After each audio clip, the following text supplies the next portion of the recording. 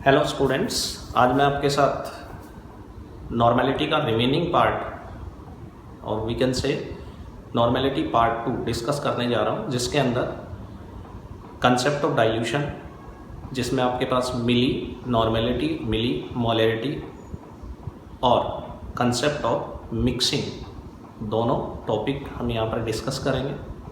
So let us start. So in normality part 2 we have concept of dilution, और उसको हम क्या कह सकते हैं, law of dilution भी कह सकते हैं, जिसके अंडर क्या आएगा, मिली नॉर्मेलिटी एंड मिली मोलैरिटी। जो टॉपिक है किसकी बात कर रहे हैं, मिली नॉर्मेलिटी और मिली मोलैरिटी किस तरह से डिसाइड होती है और कंसेप्ट ऑफ डाइल्यूशन किस तरह से इसको समझ सकते हैं। We have solution 1। सॉल्यूशन हमारे पास है ये, जिसकी नॉर्मेलिटी n1 है, मोलैरिटी m1 है और इसका वॉल्यूम क्या है, v1। इसका हमने क्या कर दिया, डाइल्यूशन कर दिया। और जब डाइल्यूशन करेंगे तो हम क्या करेंगे, सॉल्वेंट के अमाउंट को बढ़ाएंगे और सॉल्वेंट के अमाउंट को बढ़ाने के बाद ये सॉल्यूशन डाइल्यूट हो गया और इसकी नॉर्मेलिटी चेंज होकर के n2, मोलैरिटी चेंज होकर के क्या होगी, m2 और वॉल्यूम इसका हो गया v2। अब मैंने बताया आपको कि जब हम डाइल्यूशन करेंगे तो केवल क्या करेंगे, सॉल्वेंट के अमाउंट को बढ़ाएंगे, यानी सॉल्यूशन का क्या होगा, वॉल्यूम इंक्रीज हो जाएगा। और जब सॉल्यूशन का वॉल्यूम इंक्रीज होगा तो उसकी कंसंट्रेशन क्या हो जाएगी, डिक्रीज हो जाएगी। नॉर्मेलिटी भी डिक्रीज होगी और मोलैरिटी भी डिक्रीज होगी। इसका मतलब मैं यहाँ पर कह सकता हूँ कि n1 is greater then n2 and m1 is greater then n2, whereas v1 is less than v2। अब मिली नॉर्मेलिटी और मिली मोलैरिटी क्या होती है, जब नॉर्मेलिटी को वॉल्यूम से मल्टीप्लाई कर देते हैं तो सॉल्यूशन की मिली नॉर्मेलिटी आ जाती है, जिसमें सॉल्यूशन का जो वॉल्यूम रहेगा वो किसमें रहेगा, मिलीलीटर्स में रहेगा। और जब सॉल्यूशन की मोलैरिटी को उसके वॉल्यूम से मल्टीप्लाई कर देंगे तो क्या आ जाएगी, मिली मोलैरिटी आ जाएगी। यहाँ पर भी सॉल्यूशन का जो वॉल्यूम है, मिली नॉर्मेलिटी और मिली मोलैरिटी दोनों के अंदर सॉल्यूशन का वॉल्यूम किस में लेंगे, मिलीलीटर्स में लेंगे।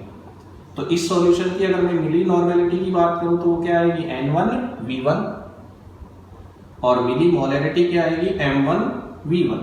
और इसी तरह से इस सॉल्यूशन के लिए मिली नॉर्मेलिटी n2 v2 और मिली मोलैरिटी आ जाएगी n2 v2।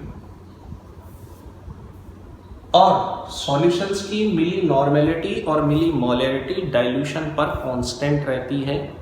This is very important thing. यहाँ पर जो समझने की चीज़ है वो ये है कि सॉल्यूशन का अगर हम डाइल्यूशन करते हैं, सेम सॉल्यूशन का, उसके वॉल्यूम को इंक्रीज करते हैं बाय इंक्रीजिंग सॉल्वेंट, तो जो मिली मोलैरिटी और मिली नॉर्मेलिटी है वो हमेशा कांस्टेंट रहेंगी। क्योंकि जैसे ही हम डाइल्यूशन करेंगे, मान लिया सॉल्यूशन के वॉल्यूम को हमने क्या कर दिया, डबल कर दिया, तो उसकी कंसंट्रेशन हाफ हो जाएगी। इसलिए दोनों का जो मल्टीप्लिकेशन है वो हमेशा क्या रहेगा, कांस्टेंट रहेगा। देयरफॉर इस बेसिस पर हम कह सकते हैं कि n1 v1 is equal to n2 v2।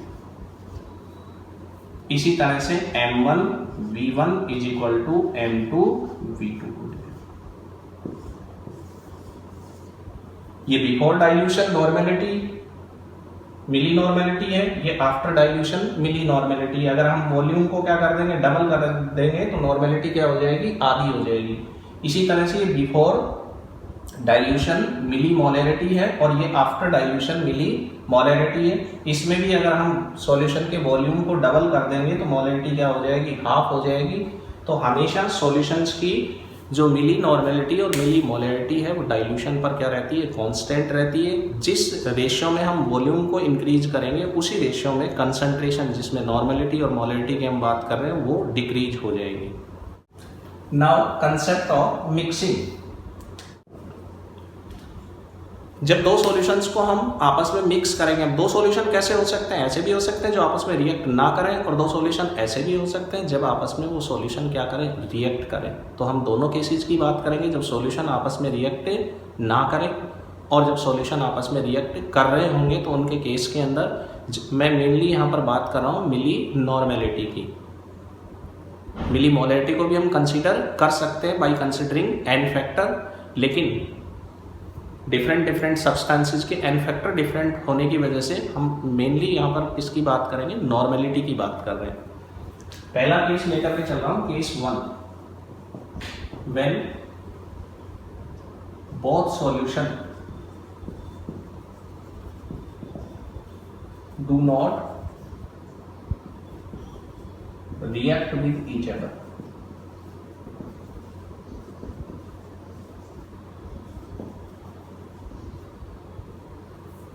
जब दोनों सॉल्यूशन जिनको हम मिक्स कर रहे हैं वो एक दूसरे के साथ रिएक्ट ना करें, जैसे एसिड एसिड का सॉल्यूशन है, एसिड एसिड आपस में रिएक्ट नहीं करेगा, या बेस बेस का सॉल्यूशन है, आपस में एक दूसरे से रिएक्ट नहीं करेंगे।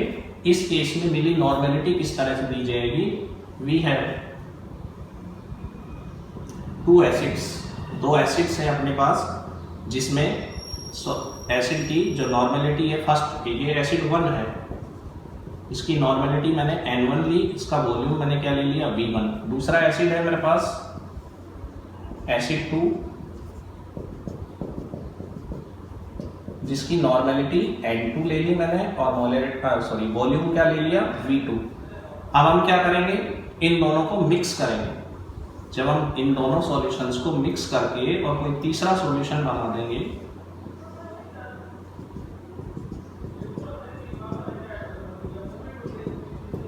ये अपना थर्ड सॉल्यूशन बन गया। इसका थर्ड सॉल्यूशन, इसकी नॉर्मेलिटी मैंने मान ली N और इसका वॉल्यूम क्या मान लिया, V। Now V become V1 plus V2। जो वॉल्यूम होगा वो इन दोनों के टोटल वॉल्यूम के क्या हो जाएगा, बराबर हो जाएगा। And this is resultant normality of the solution after mixing. तो हमें फाइंड करना है रिजल्टेंट नॉर्मेलिटी को, कि जब दो सॉल्यूशंस, इस तरह के सॉल्यूशन जो आपस में रिएक्ट ना करते हो, उनको मिक्स कर दिया जाए, तो मिक्सिंग के बाद जो रिजल्टेंट सॉल्यूशन बनता है उसकी नॉर्मेलिटी किस तरह से कंसीडर की जाएगी। इस तरह से कंसीडर करेंगे, जो रिजल्टेंट सॉल्यूशन है उसकी नॉर्मेलिटी मेरे पास क्या है, N, और उसका वॉल्यूम मैंने कितना लिया है, V। किसके बराबर है, N1 V1 plus N2 V2, क्योंकि हमने दोनों सॉल्यूशंस को क्या किया है, मिक्स किया है। नाउ V किसके इक्वल है, V1 प्लस V2 के, तो जो रिजल्टेंट सॉल्यूशन की नॉर्मेलिटी आएगी N1 V1 plus N2 V2 divided by V1 plus V2। ये रिजल्टेंट नॉर्मेलिटी आ गई in case of when solution do not react with each other. और हम दोनों सॉल्यूशंस को क्या कर दें, मिक्स कर दें, तो जो तीसरा सॉल्यूशन बनेगा उसकी रिजल्टेंट नॉर्मेलिटी इस तरह से हम फाइंड कर लेंगे। कंडीशन मैंने आपको बता दी कि do not react with each other. इसी तरह से हम मोलैरिटी के केस में बात करते हैं। मोलैरिटी में मैंने जो मोलैरिटी का टॉपिक है उसके अंदर भी कंसेप्ट ऑफ मिक्सिंग बताया था कि जब दो सॉल्यूशन आपस में रिएक्ट ना करें और उनकी हमें मोलैरिटी फाइंड करनी हो, तो वो हम इसी तरीके से फाइंड करेंगे। MV इज इक्वल टू होगा M1 V1 plus M2 V2, then M1 V1 plus M2 V2 divided by V1 plus V2। ये तो दो सॉल्यूशन है। अगर सॉल्यूशन इस तरह के 3 सॉल्यूशन हो, 4 सॉल्यूशन हो, तो भी हम आपस में क्या कर सकते हैं, मिक्स कर सकते हैं उनको। उसके केस में मान लिया 3 सॉल्यूशन होते तो रिजल्टेंट नॉर्मेलिटी किस तरह से निकालते हैं, N1 V1 plus N2 V2 plus N3 V3 divided by V1 plus V2 plus V3। Accordingly हम क्या कर लेंगे, चेंज कर लेंगे। 4 सॉल्यूशन होंगे तो उसके अकॉर्डिंग हम इसमें फॉर्मूले को डिजाइन कर लेंगे। तो ये आपको देखना है कि मिक्सिंग के टाइम पर आप सॉल्यूशन कितने यूज कर रहे हो, but condition is again when solution do not react with each other. अब मैं इसका एक एग्जांपल ले रहा हूं। If we have given 0.1 N H2SO4 solution, volume कितना है, 100 ml। Similarly 0.2 N HCl solution, और इसका भी मैंने वॉल्यूम कितना ले लिया, इसका वॉल्यूम ले रहा हूं 50 millilitre. This is N1 and this is V1, this is N2 and this is V2। अब हम क्या करेंगे, इन दोनों सॉल्यूशंस को मिक्स कर देंगे। तो N1 V1 क्या आएगा हमारे पास, N1 V1 is equal to 0.1 N हटा देंगे, मल्टीप्लाइड बाई 100, कितना आ जाएगा 10। इसी तरह से यहाँ पर क्या आएगा, N2V2 is equal to 0.2 multiplied by 50, तो यहाँ पर भी कितना आ जाएगा 10। अब हम दोनों सॉल्यूशंस को मिक्स करेंगे और मिक्स करने के बाद जो तीसरा सॉल्यूशन बनेगा उसकी रिजल्टेंट नॉर्मेलिटी क्या आ जाएगी, n, और वॉल्यूम किसके बराबर आ जाएगा, V1 plus V2। Therefore n is equal to N1 V1 plus N2 V2 divided by V1 plus V2 is equal to कितना है, 10 plus 10 divided by N1 V1 10 था, N2 V2 भी कितना था, 10 था, दोनों को ऐड कर देंगे, वॉल्यूम को ऐड कर देंगे, V1 प्लस V2 आएगा, तो दिस इज 20 डिवाइडेड बाई। इस तरह से हम क्या करते हैं, जब दो सॉल्यूशन इस तरह के दिए गए हों कि जो आपस में रिएक्ट ना करते हो और उनको मिक्स करने के बाद तीसरा सॉल्यूशन बना दिया जाए, तो उस तीसरे सॉल्यूशन की रिजल्टेंट नॉर्मेलिटी किस तरह से निकालेंगे। हम यहाँ मोलैरिटी को भी कंसीडर कर सकते हैं। मोलैरिटी के केस में हम किसको कंसीडर कर लेंगे, इनके n फैक्टर्स को कंसीडर कर लेंगे और सिमिलरली फॉर्मूला इसी तरह से यूज कर लेंगे, capital M is equal to M1 V1 plus N2 V2 divided by V1 plus V2, इसका n फैक्टर 2 हो जाएगा। मैंने आपको पिछले वीडियो में बताया था कि n फैक्टर के बेसिस पर नॉर्मेलिटी और मोलैरिटी में क्या रिलेशन दिया जाता है, मैं उसको यहाँ पर डिस्कस नहीं कर रहा हूँ। इसका n फैक्टर कितना हो जाएगा, 1 हो जाएगा। नाउ सेकंड केस अब हम लेकर के चल रहे हैं कि जब दोनों सॉल्यूशन आपस में एक दूसरे के साथ क्या करते हो, रिएक्ट करते हो। Both solution react with each other like acid base, दोनों को आपस में मिक्स करेंगे तो दोनों एक दूसरे के साथ रिएक्ट करेंगे और रिएक्ट डेफिनेटली एसिड और बेस न्यूट्रलाइजेशन रिएक्शन होगी। तो जब दोनों आपस में एक दूसरे के साथ रिएक्ट करेंगे तो उस केस में जो रिजल्टेंट नॉर्मेलिटी आएगी सॉल्यूशन की, जो तीसरा सॉल्यूशन बनेगा, उसको हम किस तरह से कंसीडर करते हैं। वी हैव वन सॉल्यूशन, ये अपने पास एक सॉल्यूशन है एसिड का जिसकी नॉर्मेलिटी मैंने N1 ली और वॉल्यूम मैंने क्या लिया, V1। दूसरा सॉल्यूशन है, ये हमारे पास कोई बेस है, दिस इज बेस, इसकी नॉर्मेलिटी N2 और वॉल्यूम V2 ले लिया। अब हमने इन दोनों को मिक्स कर दिया और मिक्स करने के बाद तीसरा सॉल्यूशन बन गया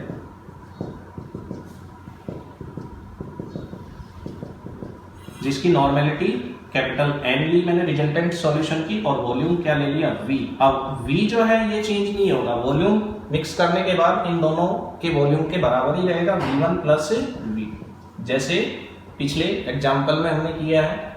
अब कंडीशन ये है कि because both are react with each other, acid और बेस दोनों एक दूसरे के साथ क्या कर रहे हैं, रिएक्ट कर रहे हैं। एसिड की मिली नॉर्मेलिटी में क्या ले लूंगा, N1 V1 और बेस की मिली नॉर्मेलिटी क्या आ जाएगी, N2 V2। अब केस 1 क्या है, when N1 V1 is greater then N2 V2, कि जब एसिड की मिली नॉर्मेलिटी बेस की मिली नॉर्मेलिटी से क्या है, ज्यादा, तो उस केस में हम जो रिजल्टेंट नॉर्मेलिटी निकालेंगे NV इज इक्वल टू अपने पास आएगा, ज्यादा में से कम को क्या कर देंगे, माइनस कर देंगे। यहां पर अपन माइनस करेंगे N1 V1 minus N2 V2 और V किसके बराबर है, V1 प्लस V2 के, तो क्या आ जाएगा, resultant normality N1 V1 minus N2 V2 divided by V1 plus V।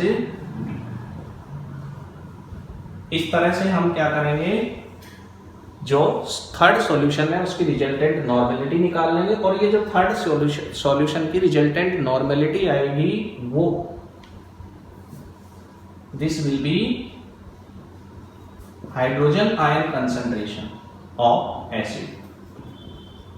ये किसके बराबर होगी, एसिड की हाइड्रोजन आयन कंसंट्रेशन के बराबर होगी, क्योंकि एसिड ज्यादा है सॉल्यूशन में, बेस कम है, तो जो हाइड्रोक्सिल आयन है वो तो H+ आयन के साथ न्यूट्रलाइज होकर के सारे खत्म हो जाएंगे। सॉल्यूशन में पीछे क्या बचेगा, सिर्फ हाइड्रोजन आयंस बचेंगे। तो जो नॉर्मेलिटी आएगी रिजल्टेंट सॉल्यूशन की, that will be hydrogen ion concentration of acid.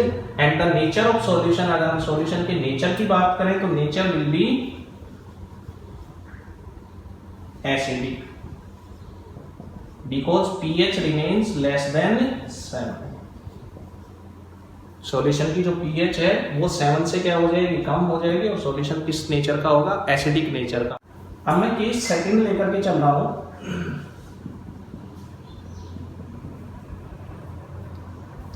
क्या है केस सेकंड? केस सेकंड ये है कि बेस की मिली नॉर्मेलिटी एसिड की मिली नॉर्मेलिटी से ज्यादा है। When N2V2 is greater than N1V1, then what will be resultant normality of the third solution? जब आपस में मिक्स कर देंगे इनको तो जो थर्ड सॉल्यूशन है उसकी रिजल्टेंट नॉर्मेलिटी किसके बराबर आएगी, NV के बराबर। दैट विल बी, ज्यादा में से कम को माइनस कर देंगे, N2V2 माइनस N1V1, और V किसके बराबर है, अगेन V1 प्लस V2 के। N2V2 minus N1V1 divided by V1 plus V2।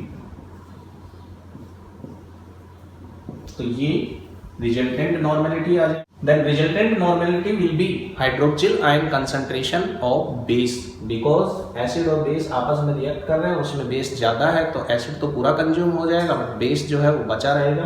तो ये जो रिजल्टेंट नॉर्मेलिटी आएगी हाइड्रोक्सिल आयन कंसंट्रेशन होगी बेस की, और pH remains greater than 7 and nature of the solution will B basic.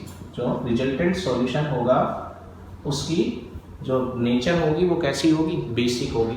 तो अब तक हमने डिस्कस किया कि किस तरह से दो सॉल्यूशंस को जब हम मिक्स करते हैं तो उनकी मिली जो नॉर्मेलिटी, मिली मोलरिटी भी कंसीडर कर सकते हैं एन फैक्टर के बेसिस पर।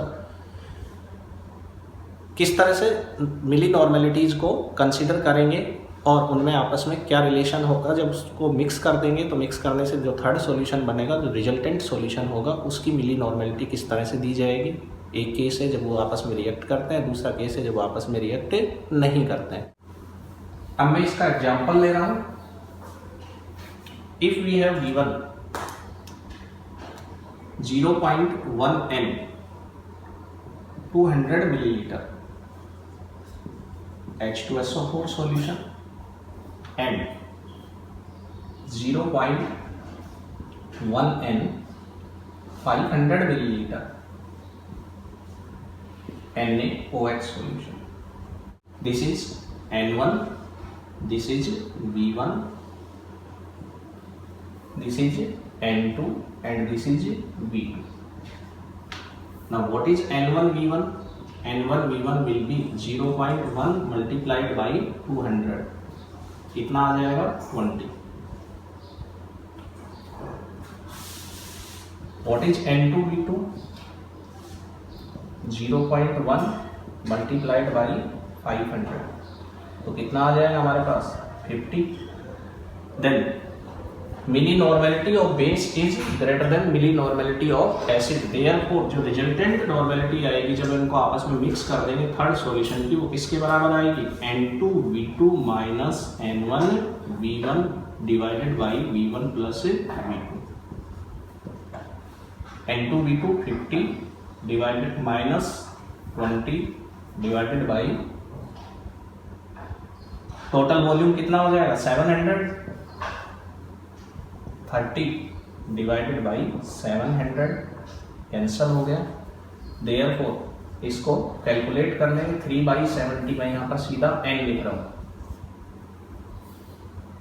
ये रिजल्टेंट सॉल्यूशन की नॉर्मेलिटी आ जाएगी, डिवाइड करके आगे कंसीडर कर लेंगे हम इसको। And what will be nature of solution, because base ज्यादा है सॉल्यूशन के अंदर, तो नेचर कैसी होगी सॉल्यूशन की, बेसिक नेचर का सॉल्यूशन बन जाएगा। और ये जो नॉर्मेलिटी आई ये NaOH के हाइड्रोक्सिल आयन कंसंट्रेशन को रिप्रेजेंट करेगी इस रिजल्टेंट सॉल्यूशन के। एक एग्जांपल और ले रहा हूं मैं। We have given 0.2 N 100 millilitre H2SO4 solution and 0.5 M 200 millilitre NaOH solution. अब की बार आपको एक सॉल्यूशन की नॉर्मेलिटी दी है और एक की क्या दी है, मोलरिटी दी है। जो मोलरिटी दी है उस मोलरिटी को हम n फैक्टर की बेसिस पर किस में कन्वर्ट कर लेंगे, नॉर्मेलिटी में कन्वर्ट कर लेंगे तो ये आपका क्या आ गया N1 आ गया, ये आपका क्या आ गया V1 आ गया, ये आपके पास क्या है M1 या M मोलैरिटी और ये V2 आ गया। अब NaOH का जो N फैक्टर है वो कितना होता है 1 होता है, और मोलैरिटी और नॉर्मेलिटी का रिलेशन आपको बताया था पिछले वीडियो में, N फैक्टर के बेसिस पर किस तरह से निकाला जाता है। नॉर्मेलिटी इज इक्वल टू होता है N factor into molarity. Therefore normality N2 of this solution will be 0.5 multiplied by 1 is equal to कितनी आ जाएगी 0.5 N आ जाएगी। अगर बाई चांस हमें ये मोलर सॉल्यूशन ले लिया होता तो हम इसमें भी क्या करते, इसका एन फैक्टर कंसीडर कर लेते, कितना आता 2 आता, तो जो मोलैरिटी होती उस मोलैरिटी को 2 से मल्टीप्लाई कर देते तो इस सॉल्यूशन की क्या आ जाती नॉर्मेलिटी, बिकॉज इसमें हमें नॉर्मेलिटी ऑलरेडी दी है, इसमें नहीं दी थी तो मोलैरिटी को हमने किस में कन्वर्ट कर लिया नॉर्मेलिटी में कन्वर्ट कर लिया बाई कंसिडरिंग एन फैक्टर। तो N2 आपके पास कितना आ गया 0.5 N। Now what is N1 V1 0.2 multiplied by 100 कितना आ गया 20। What is N2 V2 is equal to 0.5 multiplied by 200 कितना आ जाएगा 100। N2 V2 is greater than N1 V1। N2 V2 greater है किससे N1 V1 से, देयरफॉर जो रिजल्टेंट सॉल्यूशन है उसकी नॉर्मेलिटी किस तरह से आएगी N2 V2 minus N1 V1 divided by V1 plus V2। N2 V2 100 है माइनस 20 डिवाइडेड बाई कितना हो गया total volume 300 80 divided by 300 this is equal to 450। तो 4/15 N जो है वो क्या आ गई रिजल्टेंट जो सॉल्यूशन है उसकी नॉर्मेलिटी आ गई है। This is equal to hydroxyl ion concentration. इसमें भी वापस किसकी कंसंट्रेशन ज्यादा आ रही है बेस की कंसंट्रेशन ज्यादा आ रही है, तो हाइड्रोक्सिल आयन कंसंट्रेशन हो जाएगी, nature of the solution become basic. तो इस तरह से हम इनके एग्जाम्पल्स को कंसिडर कर सकते हैं और ये जो कंसेप्ट है मिक्सिंग का उसको इजीली समझ सकते हैं। नेक्स्ट मैं बात कर रहा हूँ यहाँ पर एक जो कंसंट्रेशन की लास्ट यूनिट है फॉर्मेलिटी, उसको अभी तक हमने डिस्कस नहीं किया था तो फॉर्मेलिटी को भी इसी में डिस्कस कर रहे हैं हम। Formality given by capital F। Formality is actually molarity. Formality जो है वो मोलैरिटी की तरह से ही होती है, मोलैरिटी की तरह से ही कंसीडर करते हैं, लेकिन इसमें ध्यान रखने की चीज़ है वो क्या है formality is given in case of ionic solids. जिनका फॉर्मूला यूनिट होता है उन्हीं के लिए फॉर्मेलिटी दी जाती है। तो फॉर्मूला यूनिट हम किसके बारे में किसके लिए कंसीडर करते हैं आयनिक सॉलिड्स के लिए कंसीडर करते हैं। तो जो आयनिक सॉलिड लाइक NaCl की फॉर्मूला यूनिट होती है, तो ऐसे केसेज में हम क्या करते हैं फॉर्मेलिटी डिफाइन करते हैं। और फॉर्मेलिटी किसकी तरह से दी जाती है मोलैरिटी की तरह से दी जाती है, क्योंकि जो फॉर्मूला मास है वो उस यूनिट का मॉलिक्यूलर मास ही होता है। So what is formality, formality is equal to होता है NF divided by volume of the solution in litres. Now what is NF, NF is number of gram formula mass, formula mass of solute and V volume of the solution। Definition किस तरह से दी जाती है formality की, number of gram formula mass of solute present in 1 litre of the solution. वापस repeat कर रहा हूं, number of gram formula mass of solute in 1 litre of the solution is known as formality of the solution. Unit क्या बन जाएगी ग्राम formula mass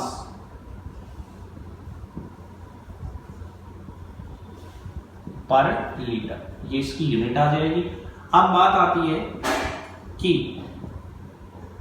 number of gram formula मास किस तरह से, एनएफ को किस तरह से कंसीडर करेंगे। हमने मोलैरिटी के केस में एन लिखा था, एक जो नॉर्मेलिटी है उसके केस में एन ई लिखा था, इसको यहाँ पर इसको हम क्या लिख रहे हैं, एन एफ लिख रहे हैं।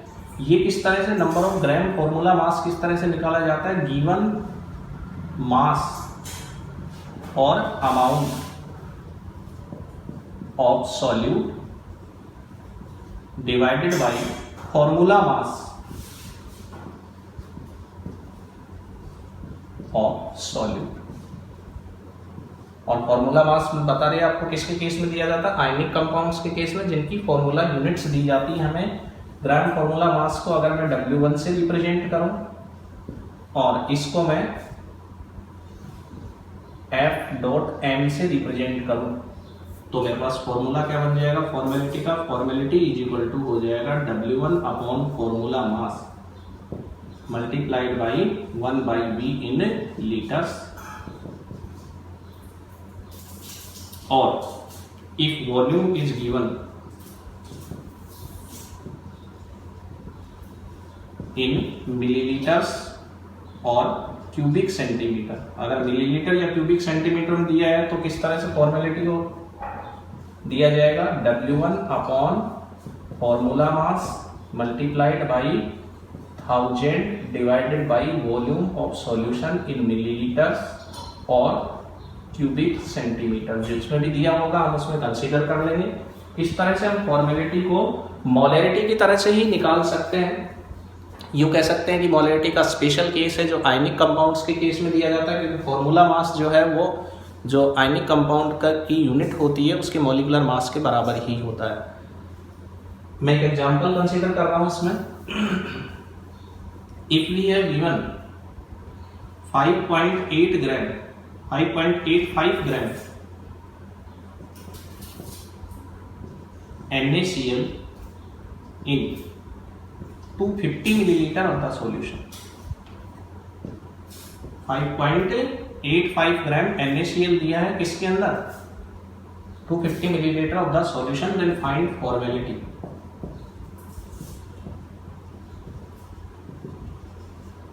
गिवन क्या है, W1 गिवन है कितना है 5.85, volume of the solution 250 millilitres है, फॉर्मूला मास NaCl का 23 प्लस 35.5 इक्वल टू 58.5 हो जाएगा। और निकालना क्या है, हमें फॉर्मेलिटी निकालनी है। तो फॉर्मूला हमारे पास है capital F is equal to W1 5.85 divided by 58.5 multiplied by 1000 divided by 250 millilitre, this become 4। और ये कितना आ जाएगा 10, तो कितना आ गया 4/10, this is equal to 0.4 F, capital F। इसका मतलब है ग्राम फॉर्मूला मास पर लीटर कैपिटल F से रिप्रेजेंट कर देंगे। इस तरह से हम फॉर्मेलिटी को कंसीडर करते हैं आयनिक कंपाउंड्स के केस में, स्पेशली केवल आयनिक कंपाउंड्स के केस में दिया जाता है। And this is special case of molarity, molarity का ही स्पेशल केस होता है ये। सो आज की वीडियो में इतना ही। नेक्स्ट और इंटरेस्टिंग टॉपिक्स के लिए जो कि कंपटीशन एग्जाम्स में बड़े इंपॉर्टेंट है, some basic concept of chemistry जो अपना चैप्टर है उसी से रिलेटेड जो टॉपिक्स हैं उनका हम नेक्स्ट वीडियो में डिस्कशन करेंगे। सो आप मेरे channel Bablu sir KVS chemistry के साथ रेगुलर बने रहिए।